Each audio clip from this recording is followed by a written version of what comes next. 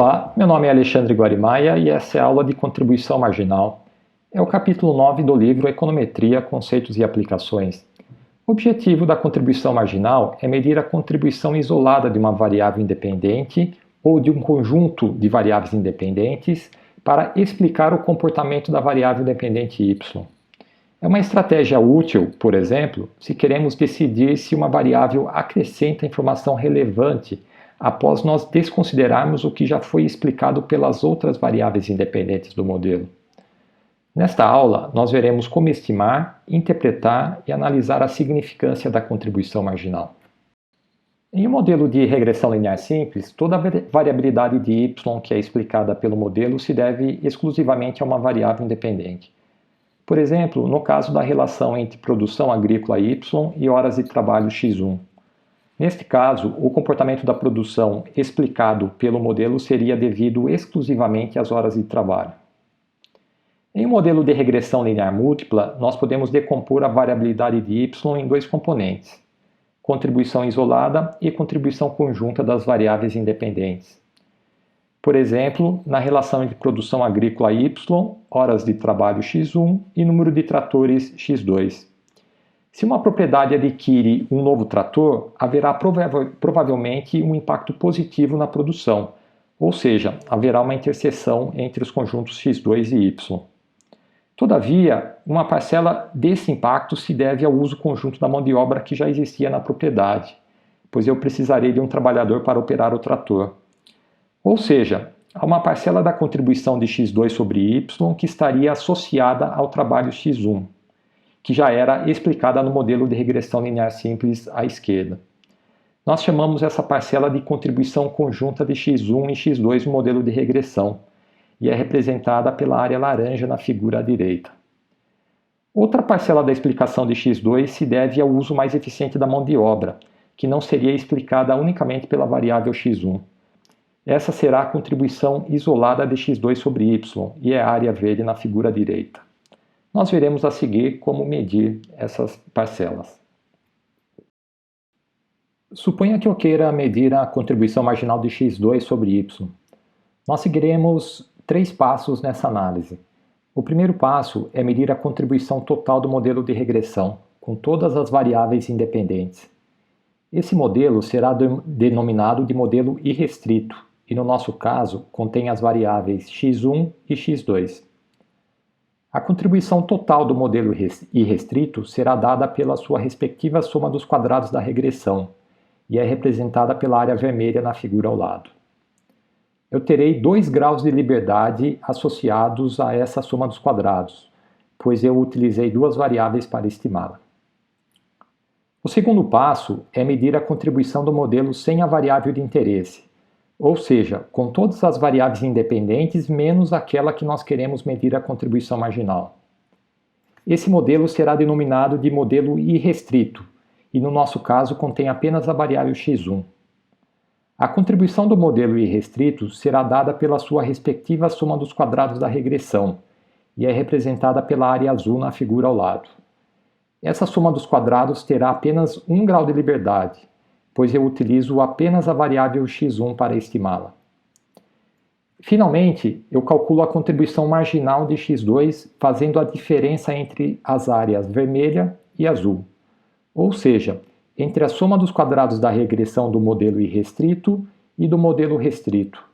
O resultado da diferença, a área verde, será a contribuição marginal de x2, e eu terei 1 grau de liberdade associado a essa contribuição, pois eu utilizei apenas a variável x2 para estimá-la. Eu posso ainda estimar a contribuição marginal de um conjunto de q-regressores, ao invés de uma única variável independente. Por exemplo, imagine a relação entre produção agrícola y, horas de trabalho x1, número de tratores x2 e número de máquinas colhedoras x3. E eu quero estimar a contribuição marginal de máquinas e equipamentos, definida pelo conjunto das variáveis x2 e x3. A estratégia é semelhante. No primeiro passo, eu estimo a soma dos quadrados da regressão do modelo irrestrito, contendo todas as variáveis do modelo. No nosso caso, os regressores x1, x2 e x3. e eu terei 3 graus de liberdade associados a essa variabilidade.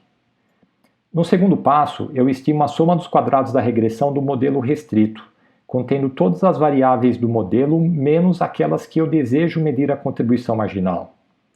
No nosso caso, o modelo restrito será dado exclusivamente pela variável x1, e eu terei apenas um grau de liberdade associado à sua respectiva soma dos quadrados da regressão. Finalmente, eu estimo a contribuição marginal dos regressores x2 e x3, calculando a diferença entre a soma dos quadrados da regressão do modelo irrestrito, área vermelha, e a soma dos quadrados da regressão do modelo restrito, área azul. Nesse caso, eu terei 2 graus de liberdade associados à contribuição marginal, que é o conjunto das áreas roxa e verde na figura ao lado. O próximo passo é realizar o teste de hipóteses para provar que essa contribuição marginal é estatisticamente diferente de zero. O teste de hipóteses para a contribuição marginal é semelhante ao teste F da contribuição do modelo de regressão que nós vimos na tabela nova. Seja um modelo de regressão múltipla com k variáveis independentes. O objetivo é testar a hipótese nula de que a contribuição marginal de um conjunto de q regressores é nula. Ou seja, todos os coeficientes associados a esses q regressores são simultaneamente iguais a zero na população. Se rejeitarmos H0, afirmaremos que a contribuição marginal é diferente de zero, ou seja, pelo menos um dos coeficientes associados aos regressores da contribuição marginal é diferente de zero. O cálculo da estatística F para realizar esse teste é semelhante ao da estatística F que utilizamos na tabela nova. Na tabela nova tradicional, o numerador da estatística F representa o quadrado médio do modelo irrestrito. No teste da contribuição marginal, o numerador da estatística F representa o quadrado médio da contribuição marginal. Esse quadrado médio é dado pela contribuição marginal, que é a soma dos quadrados da regressão do modelo irrestrito menos a soma dos quadrados da regressão do modelo restrito, dividida pelos seus respectivos graus de liberdade, que é igual a Q. O denominador da estatística F continua sendo o quadrado médio dos resíduos do modelo irrestrito. Para apresentar todos os resultados conjuntamente, eu posso ampliar a representação da tabela nova tradicional. Na tabela nova para contribuição marginal, as 3 linhas finais contêm os resultados do modelo irrestrito, que equivalem aos resultados obtidos na nova tradicional. As 2 linhas iniciais representam os resultados do teste de contribuição marginal. A primeira linha apresenta a soma dos quadrados da regressão do modelo restrito e seu respectivo quadrado médio. A segunda linha apresenta a estimativa da contribuição marginal, que é dada pela diferença entre a soma dos quadrados da regressão do modelo irrestrito e a soma dos quadrados da regressão do modelo restrito e seu respectivo quadrado médio. Na coluna final da segunda linha, a tabela apresenta a estatística F para testar a hipótese nula de que a contribuição marginal é nula. Essa estatística é dada pela divisão entre o quadrado médio da contribuição marginal e o quadrado médio dos resíduos do modelo irrestrito. Em seguida, veremos como estimar a probabilidade de erro desse teste da contribuição marginal. Estimada a variabilidade da contribuição marginal e sua respectiva estatística F, podemos testar a hipótese nula de que a contribuição marginal de uma variável ou de um conjunto de variáveis independentes é igual a zero. Essa hipótese equivale a afirmar que todos os coeficientes associados a essas Q variáveis independentes são iguais a zero. A hipótese alternativa representa uma contribuição marginal diferente de zero, o que equivale a afirmar que pelo menos um dos coeficientes associados às Q variáveis da contribuição marginal é igual a zero. A estatística de F será dada pela razão entre o quadrado médio da contribuição marginal e o quadrado médio dos resíduos do modelo irrestrito. E a distribuição de probabilidade dessa estatística será uma F com Q graus de liberdade no numerador, representando o número de variáveis utilizadas para medir a contribuição marginal, e N menos, entre parênteses, K mais 1 graus de liberdade no denominador, representando os graus de liberdade da soma dos quadrados dos resíduos do modelo irrestrito. A probabilidade de encontrarmos um valor igual ou superior à estimativa de F na amostra será o nosso valor P, ou seja, a probabilidade de erro ao afirmarmos que pelo menos uma das variáveis contribui marginalmente para explicar a variabilidade de y. Este é o exemplo 9.1 do livro e o objetivo é estimar a contribuição marginal da idade sobre a renda familiar. Os resultados da nova tradicional já foram apresentados na aula do capítulo 7. Esse modelo, com todas as variáveis independentes da análise, será agora denominado de modelo irrestrito. E a soma dos quadrados da regressão desse modelo irrestrito é igual a 34,8.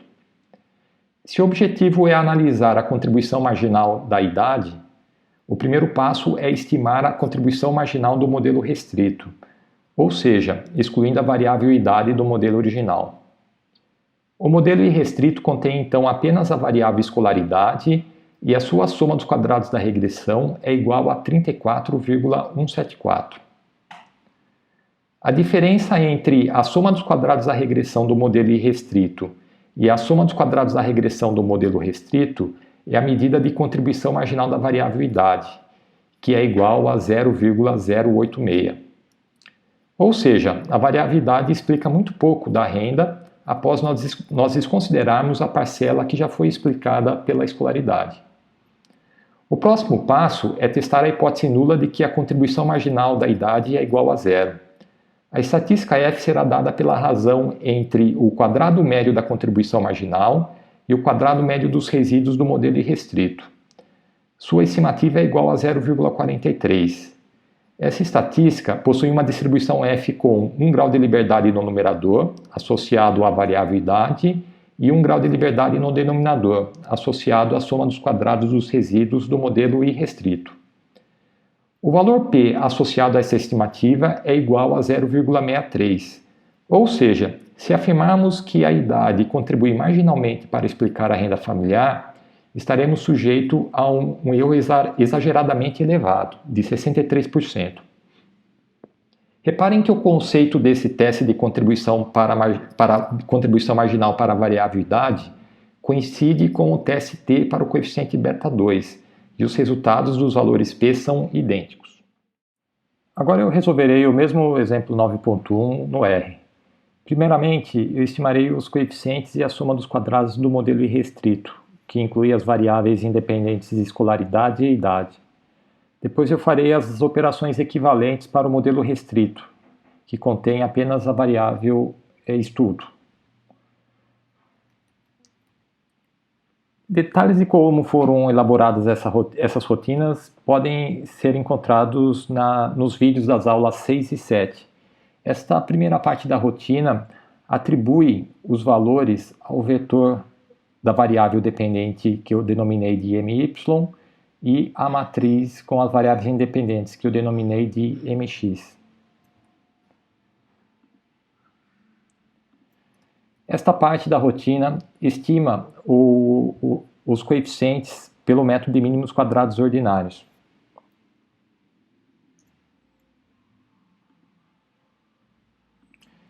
Esta parte vai estimar a soma dos quadrados da regressão e dos resíduos do modelo irrestrito. E, finalmente, eu tenho o quadrado médio da regressão e dos resíduos do modelo irrestrito. As estimativas vocês encontram aqui. Agora eu vou repetir as operações para estimar os coeficientes e a soma dos quadrados do modelo restrito, que contém apenas a variável escolaridade. Primeiramente, eu redefinirei o vetor para a variável dependente, MY, e a matriz para as variáveis, que no caso é uma variável só agora, independente, estudo.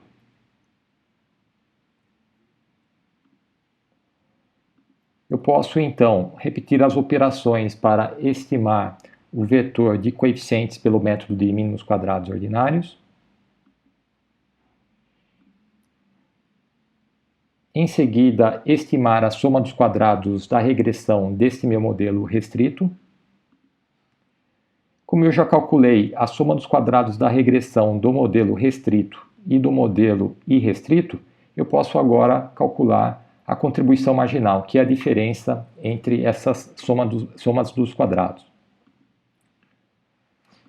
Em seguida, eu estimo o quadrado médio da contribuição marginal, soma dos quadrados dividido pelos respectivos graus de liberdade. Eu criei a variável Q, que na verdade é o valor 1, porque eu tenho apenas uma variável no modelo restrito. E finalmente, eu posso estimar a estatística F e o valor P associado à estatística, que vai nos dar a probabilidade de erro ao eu rejeitar a hipótese nula. Ou seja, a probabilidade de erro ao afirmar que a variável idade acrescenta uma contribuição marginal significativa ao modelo. Como nós podemos ver, a estimativa do valor P que nós obtivemos, 0,63, corresponde à mesma que nós vimos na apresentação anterior. Apesar de a soma dos quadrados associada à contribuição marginal ser útil para realizar o teste de hipóteses, não possui uma interpretação trivial, pois representa uma medida de variabilidade quadrática de y, ou seja, a unidade de medida dependerá da variável y. O coeficiente de correlação parcial e o coeficiente de determinação parcial são estatísticas descritivas adimensionais do grau de associação e do poder de explicação isolados de uma variável independente, ou seja, não dependem da unidade de medida de y. Por exemplo, o coeficiente de correlação parcial entre y e x1 mede o grau de associação entre essas variáveis, uma vez que nós desconsideramos o comportamento de y que está associado às demais variáveis independentes. Sua escala de medida é similar à do coeficiente de correlação simples, variando de -1 a +1. A interpretação também é a mesma. Valores negativos significam associação negativa, valores positivos significam associação positiva. Quanto maior em módulo o valor da correlação parcial, maior o grau de associação isolado entre as variáveis. O coeficiente de determinação parcial entre y e x1 é igual ao quadrado do coeficiente de correlação parcial. Varia de 0 a 1.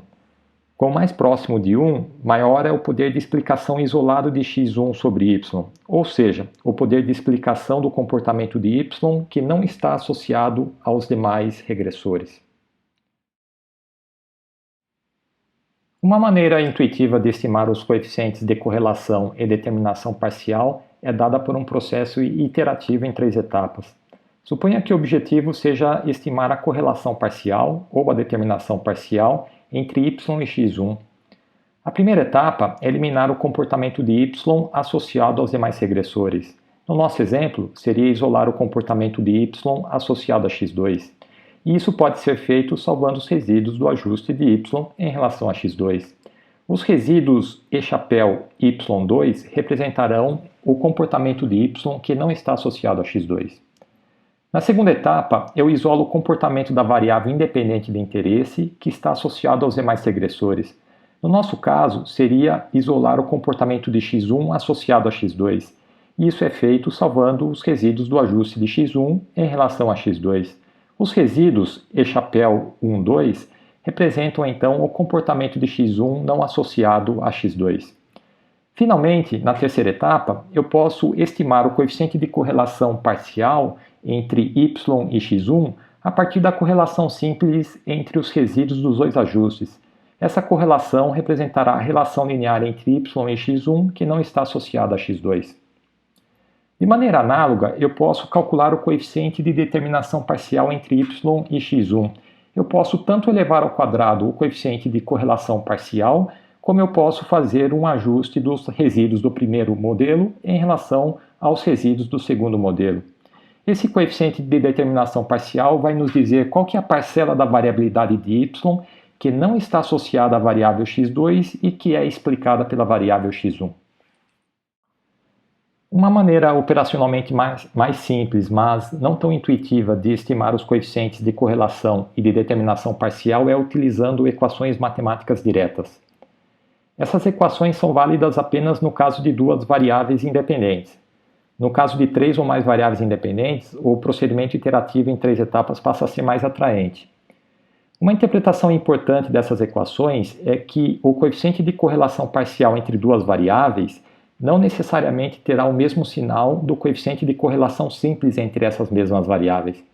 Por exemplo, o sinal do coeficiente de correlação parcial entre y e x1, r de y1.2, dependerá não somente do sinal do coeficiente de correlação simples entre y e x1, R de y1, mas também dos sinais dos coeficientes de correlação simples entre y e x2, R de y2, e da correlação simples entre x1 e x2, R de 1 e 2.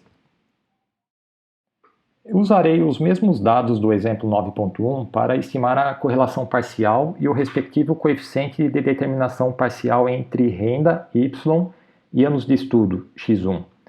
Primeiro, adotarei o procedimento iterativo em 3 etapas. Posteriormente, eu adotarei a equação direta para obter os mesmos resultados.